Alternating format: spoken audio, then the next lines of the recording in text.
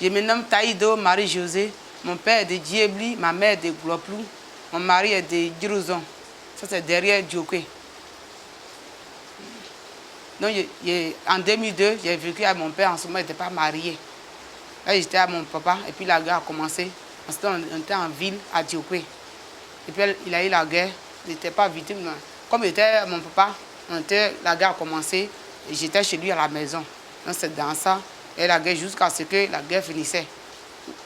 Jusqu'à avant, après 2002, 2007, il était avec mon mari maintenant. C'est chez lui, il était parti à Djirouzon. C'est de Djirouzon avant 2011, 2008, 2009. La guerre commençait parce que les gens, il y avait les djoula qui faisaient par là les guérés à Djokwe. Donc nous, on était au village. Donc c'est dans ça, les djoula avec les guérés. Ils faisaient leur parole. Donc nous, en ce moment, on était au village. C'est dans ça qu'ils nous ont poursuivis. On a quitté le village. On allait à Djokwe. Avant de quitter le village, on avait un champ. On a fait un champ de riz. On avait nos porcs. On a fait un truc, ferme de porcs. On a tout laissé parler en ville. C'était en 2010. De 2010, ça a commencé aussi à Djokwe. Un peu, jusqu'à ce qu'on fuyait, on partait à la mission catholique. La mission catholique, on revenait dans le quartier. C'est Djokwe ville. Puis il y a un quartier Carrefour. Donc on revenait dans le quartier jusqu'à ce que 2011, la guerre commence. Donc avant de quitter là-bas, mon mari avait katakata, motoculteur là, il avait un. On a tout laissé au village. Donc de Carrefour maintenant, la guerre a commencé le 28 mars, le 28 mars 2011 à Djokwe. Comment il tuait les gens jusqu'à ce que nous-mêmes étions dans un quartier, on a déménagé de nos quartiers, aller dans un autre quartier. C'est de là-bas, il nous a trouvés dans la cour le 28 mars 2011. Il nous a trouvés dans la cour. C'était une cour d'une femme Yacouba. C'est de là-bas on a déménagé. Les gens nous ont trouvés. Ils ont commencé à tirer. Il n'était pas avec mon mari. J'étais avec mes belles-sœurs. Quand ça commençait là, ils cherchaient les garçons. Donc il était avec mes enfants puis mes belles-sœurs. Donc c'est de là il nous a trouvés. Ils tuaient les gens de gauche à droite. Nous on se disait que ça allait s'arrêter après. Donc on était assis, on a commencé à préparer. On a fini de préparer, on a mangé. On ne sait pas comment sortir maintenant. Les gens tiraient de gauche à droite. Donc nous étions restés là. On a fini de préparer, on a fini de manger. On ne sait pas comment faire pour sortir. C'est de là ils sont rentrés.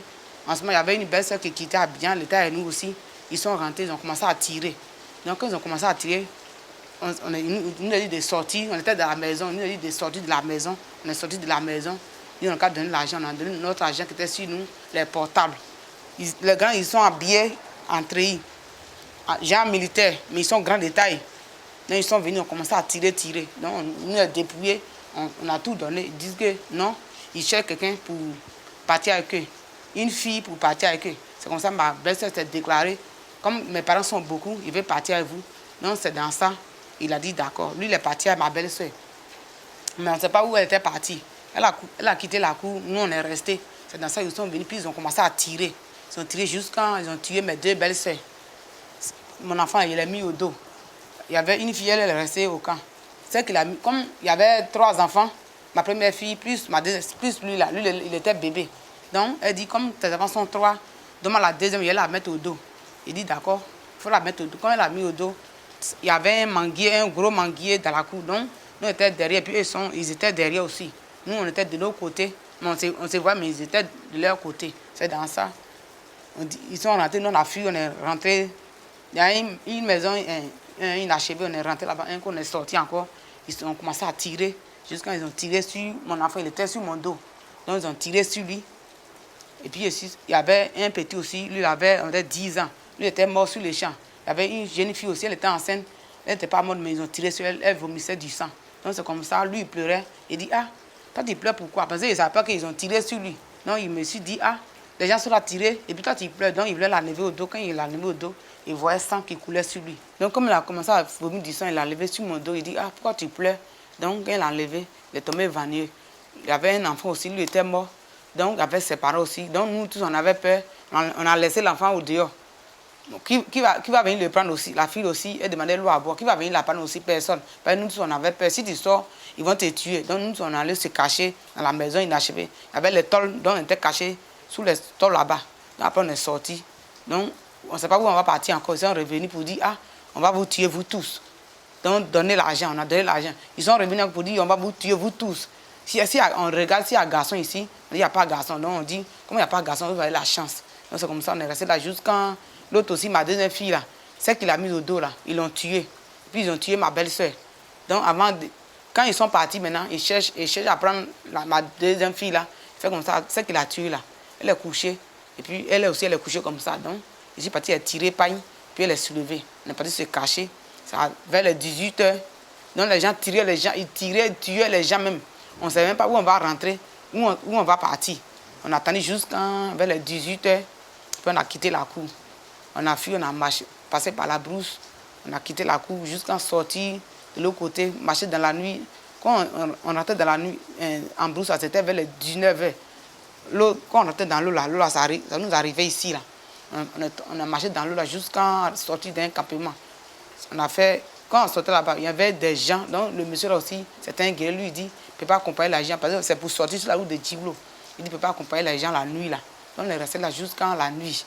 On a fini le lendemain. Et tous étaient partis. Donc il y avait deux petits qui m'ont sauvé. Donc, ils ont pris les deux filles là. Moi aussi, il est mieux. Donc en ce moment, il ne pouvait même pas parler, même ni bouger. Parce que son sang même coulait sur lui. Il est déshabillé, puis il a pris mon pain qui est attaché là. Puis il avait porté culotte en bas. Donc il a enlevé mon pain, il a pris pour le mettre au dos. Et puis ma culotte est restée. Donc, on a fait 3 jours en brousse. Puis on est ressorti. Après on dit, il laisse les filles passer, mais les garçons ne passent pas. En ce moment, je ne sais pas où mon mari était. Hein. Dans ça, on a fait 3 jours jusqu'avant de sortir. Il y a un jeune qui nous accompagne jusqu'à arriver devant. Et puis il nous est retourné. Puis nous, on a continué sur la mission. Arrivé à la mission.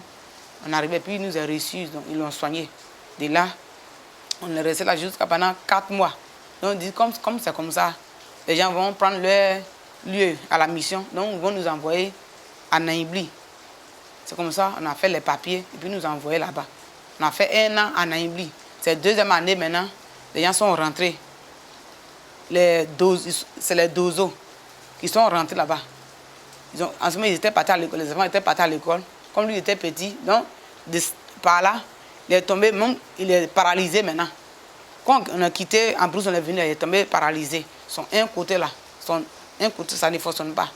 Côté droit, main gauche, main droite et puis pied droite là, ça ne fonctionne pas. C'est dans ça qu'on nous a pris, on nous a envoyé sur le site, ils l'ont soigné jusqu'à. Mais il ne marchait pas. Quand on venait au Grand Esprit, il a marché. Donc c'est dans ça qu'on nous a envoyé sur Naïbli. En fait 2 ans, 2e année, c'est là ils sont rentrés le 20 juillet 2012. Le 20 juillet 2012. C'est là qu'ils sont rentrés à 8 heures. Mais quand c'est les dozos qui sont rentrés à Naïbli là-bas. Il y avait les machettes, parce qu'il y avait une maison aussi où il y avait les machettes, les picasses, tout. Donc quand ils sont rentrés aussi, ils ont cassé la maison. On était dans les tentes aussi. Les tentes qui sont dans le camp là. C'est ça qui était là-bas aussi, où il y a les chaînes. Donc ils sont rentrés, ils ont commencé à brûler les tentes, tuer des personnes, même frapper les gens, gifler les gens. Donc nous, on était rentrés. Il y avait les ONUSU là-bas aussi. Ils ont fait les trucs, les maisons, ils dormaient avec nous là-bas aussi. Donc quand ils sont rentrés, ils disaient qu'ils ne pouvaient rien faire. Donc ils regardaient les gens, puis les gens tuaient les gens. Et puis c'était devant un camp. Avant d'aller à Djiblo, là, au corridor de Djiblo, là. Avant d'aller à Djiblo. Quand ils dépassent le lycée de Tchouké, là, c'était devant le corridor. Donc ils disent qu'ils ne peuvent rien faire aussi. Et puis les ONUSI ne peuvent rien faire. Donc les gens sont rentrés, ils ont commencé à nous frapper, frapper des gens, tuer des gens. C'est dans ça. On a tourné jusqu'à passer, ils ont clôturé le lieu. On a tourné dans le lieu jusqu'à tourner. Donc, quand on voulait sortir en groupe, ils ont tapé dans le ventre d'une femme. Quand on s'est replié un peu, c'est dans ça, on est sorti. Quand on est sorti, on est arrivé au corridor. Parce que quand ils sortent, tu es au corridor. Donc, ils disent que nous aussi, on ne va pas passer. Que nous, on dit on peut. Donc, aujourd'hui, ils vont nous tuer, nous tous. Donc, on est resté au corridor jusqu'à pendant des heures. En ce moment, il ne sait pas où ma deuxième fille était partie aussi. Parce qu'il était à lui, là, plus. Ma aussi, elle était partie à l'école. C'est dans ça, on s'est retrouvés dans leur maison là-bas. Parce que quand ils sont rentrés, dans leur école, ils ont commencé. Donc, ils ont fui aussi, ils ont sorti de leur école. Donc, on s'est retrouvés devant là-bas. C'est dans ça. Je suis parti, on a fait des heures. Et puis, ils disent, ah, si c'est comme ça, on va laisser les filles passer, puis les garçons, on va les tuer. C'est dans ça qu'on a fait quelques heures, nous a laissé, on est parti à la maison. La maison, je ne sais pas où ma fille est, mais je suis revenu encore sur le site, chercher ma fille jusqu'à qu'elle n'ait pas vue. En ce moment, elle était nue, n'avait pas chaussures, ni rien. Je suis revenu la rechercher, elle n'a pas vue, on dit c'est dans ça. C'est la fille qui l'a prise là. Ils ont tué son mari, donc elle était partie à la jeune fille là. C'est vers les 18 h. Non, même dans la vie, il était paniqué, il cherchait ma fille, il n'avait pas porté chaussures, ni habits, il cherchait ma fille. Jusqu'à on était là, on était arrêté devant, en venant vers Bidjan, il y a un corridor là aussi. Donc on était là, à la mairie. Donc on était arrêté, si ma fille passe, puis elle va pour la prendre. C'est dans ça, jusqu'à on est resté, jusqu'à 18 h. Donc les jeunes du là, disent qu'on va vous tuer aujourd'hui. Ils avaient les machettes, ils tenaient sur le goudron pour dire on va nous tuer. Puis ma tante a dit, ah, il faut dormir. J'ai dit, ah, si c'est ça, il ne dort pas ici. C'est ça qu'on a fait autrefois, et puis il nous a tués, donc il ne dort pas ici. C'est qu'il est parti chez mon père, c'est dans ça. Je me suis croisé avec ma fille. La jeune fille a dit, ah, il cherchait sa maman.